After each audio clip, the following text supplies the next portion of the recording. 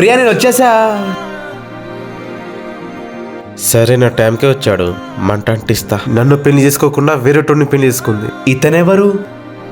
ఇతను మా బావ, నన్ను చూడ్డానికి వచ్చాడు.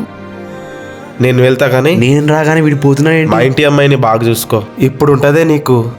ఏంటి చాలా హ్యాపీగా ఉన్నావు? అది మా ఇంట్లో ఒక పర్సన్ నన్ను యాక్సెప్ట్ చేశాడు. ఇంకా రిమైనింగ్ మా నాన్న కూడా యాక్సెప్ట్ చేస్తే మంచిదే కదా. ఓ అదా సంగతి. నేను ఇంకేదో అనుకున్నాలే. ఇంకేమనుకున్నావు? అదే మీ బావ వచ్చాడు కదా, గౌతమ్ ఎర్రిపుగాడు బయటికి వెళ్ళిపోయాడు, ఇంట్లో ఎవరు లేరు కదా, ఏమైనా జరిగిందేమో, దానివల్ల నవ్వినవేమో అని అనుకుంటున్నా. నీ అమ్మ నాటకాలు మొత్తం. మరి అలాంటి దాని కాకపోతే ఇంట్లో ఉన్నప్పుడు నువ్వు పిలవాలి కదా, ఎందుకు పిలవలే? నాకు ఇప్పుడు అర్థమైంది. మీ నాన్న దగ్గర ప్రేమ సరిపోలే, అందుకే నా దగ్గర వచ్చావు. ఇప్పుడు నా దగ్గర ప్రేమ సరిపోలేదు, అందుకే వాడి దగ్గర పోదాం అనుకుంటున్నావు, అంతేగా?